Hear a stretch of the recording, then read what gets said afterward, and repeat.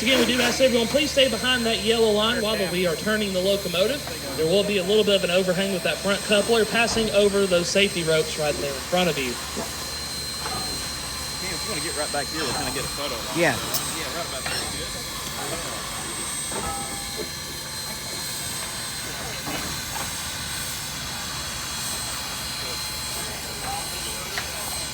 Good. Yep, here comes 4501 onto the turntable at TVRM's East End shop.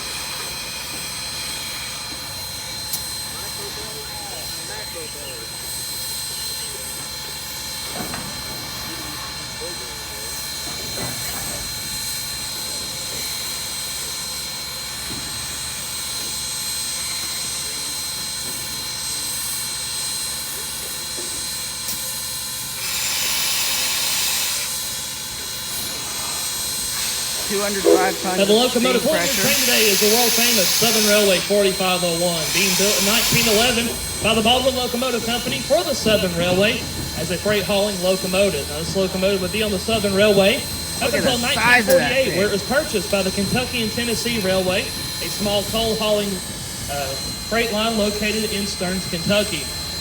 It would be there until the 1960s when one of our founding members, Mr. Paul Merriman, would actually purchase this locomotive with money from his own pocket at $5,000 scrap value. We were running here to Chattanooga to the Tennessee Valley Railroad Museum on its own power on the Southern Railway main line, and eventually would kick off what would then be known as the Southern Railway Steam Program. Well, not only is 4501 and our other steam locomotive, number 630, but other steam locomotives in preservation at that time would do special passenger trips on the Southern Railway main line, and that would last up until the early 1990s. 4501 is what we call a 282 Mikado-style locomotive, 282 being the wheel arrangement, 2 small wheels in the front, 8 large driving wheels, and 2 small wheels underneath the cabin firebox. This is still an authentic coal-burning locomotive, burning coal in the firebox directly in front of the cab of the locomotive, with that heat passing through the boiler, creating steam that comes down to the large cylinders and pistons located on the front of the locomotive. Those pistons and cylinders then turn the rods that are connected to the driving wheels, turning the wheels and giving us our traction power. This locomotive still operates almost exactly the same way as it did in 1911, with just a few little modern day upgrades between here and there. Now, to get the locomotive on the other side of the train to pull us back to Grand Junction, we are going to line the turntable up with track number 2. Our coaches are still sitting on track 1 in front of the East Chattanooga Depot. We'll then line the turntable up with track number 2. The locomotive will then go past our coaches, going through a switch. That switch will be thrown back for track 1, and they will back up and couple up to the other end of the train, allowing it to pull us back to Grand Junction. Here she goes, everyone. Oh, big one. Departing again. And there you have it, folks, our 1911 steam locomotive and our 1916 turntable.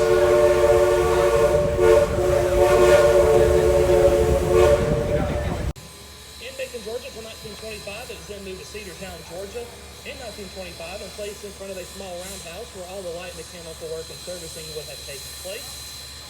It stayed there until the 1980s when we installed it here and put it into service July 4th, 1982.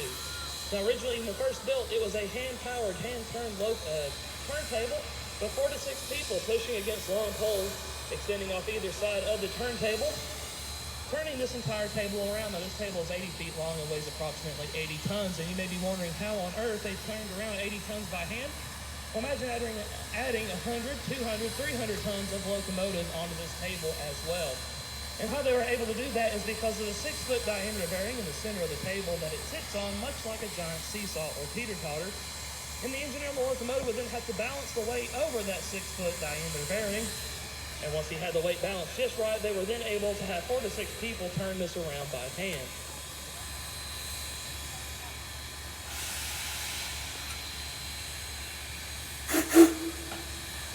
Now, how they knew the... How about that?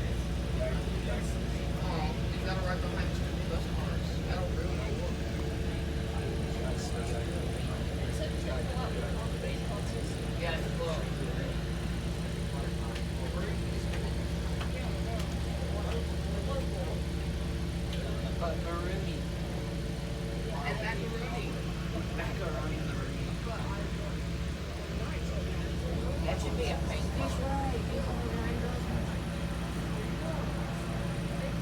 but disturbing facts. The Norfolk Western bus car back. Disturbing facts. 45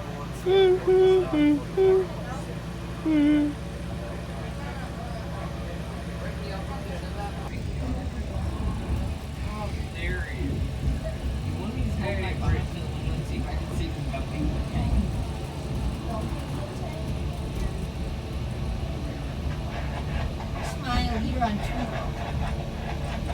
Roger up.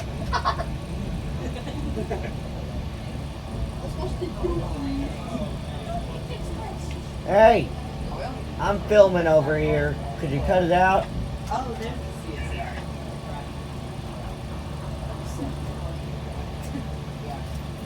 No, that's no fucking show. That's not no fucking Shelley's in this over here. Why is there no fucking Southern?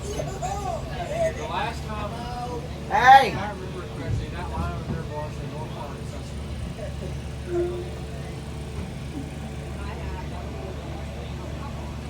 like only 17 going to highball. It's a highball. It's a highball. Shut up, Wyatt. I don't want to. No. I'm not gonna hit you. Get ready. As soon as you see the shuttle portal, turn the lights on.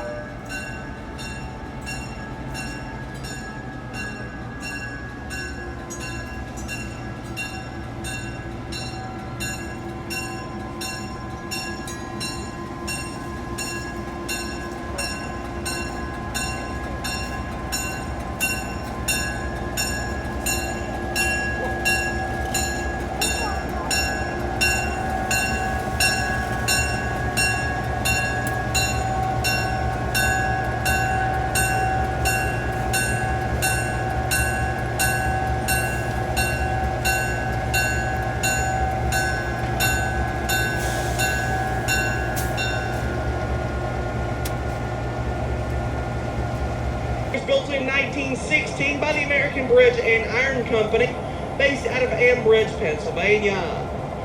It was built for use on the Central Georgia Railway at their locomotive shops in Macon, Georgia, where it was used up until 1925. Now in 1925, the Central Georgia's equipment was becoming much too large to fit on an 80-foot turntable, so it would be relocated to a branch line based out of Cedartown, Georgia.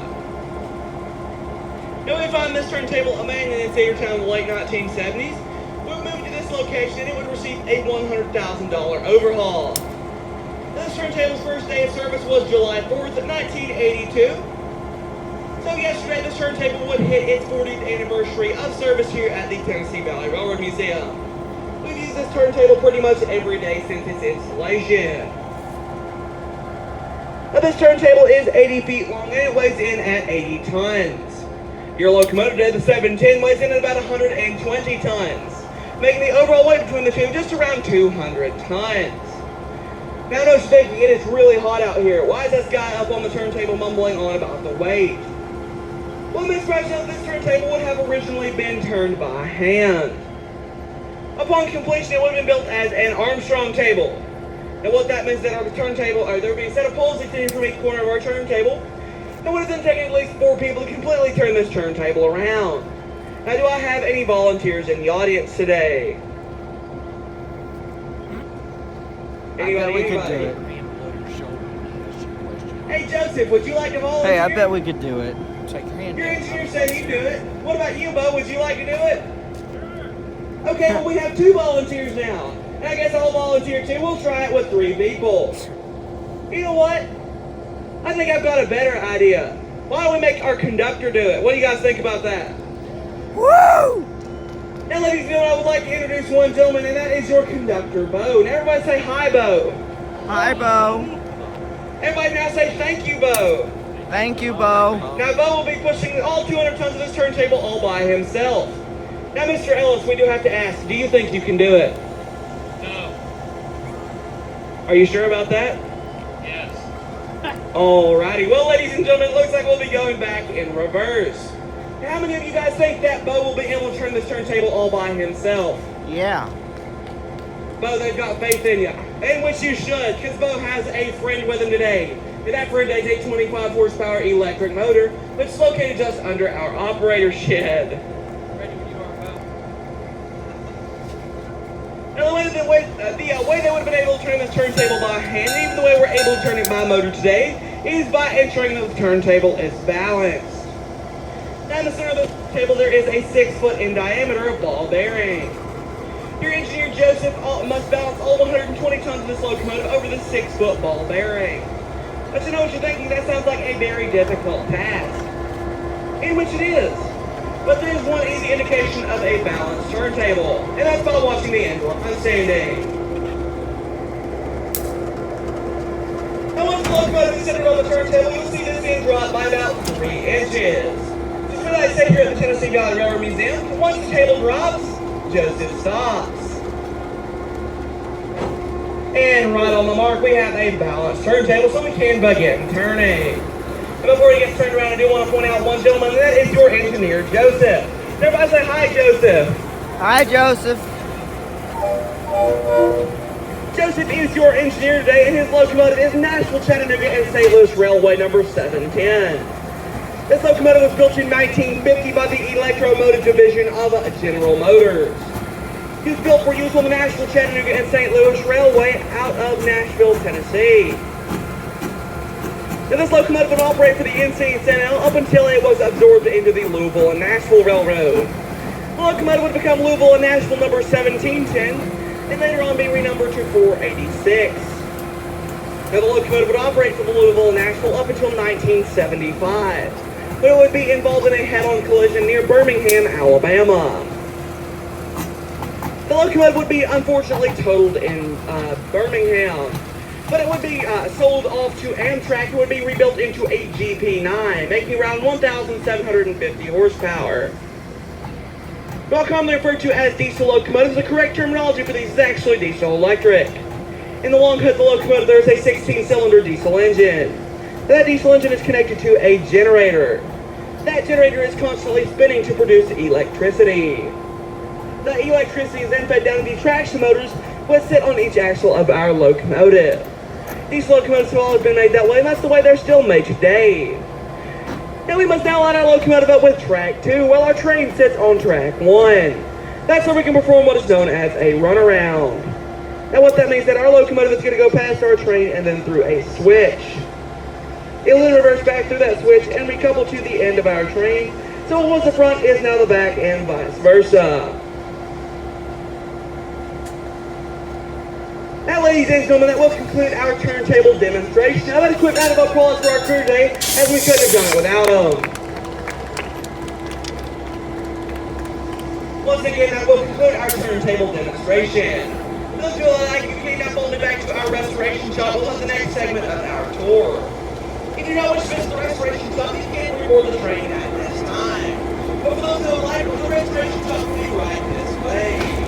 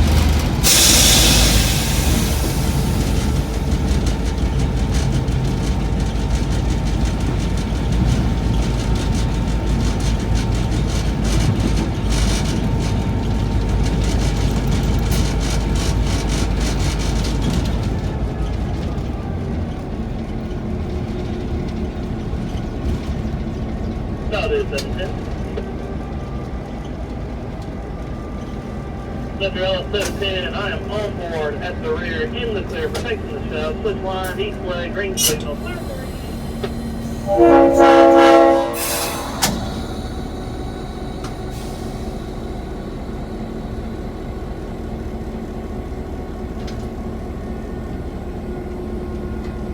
Y'all ever ridden on this engine before? First time. First time for you? Yeah. I've been on the 80, but not this one. Okay.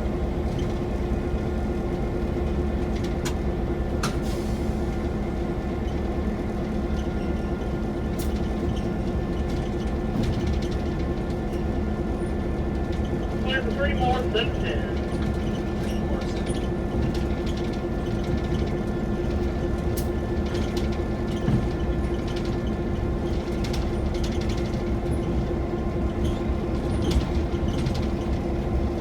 3 more, 710.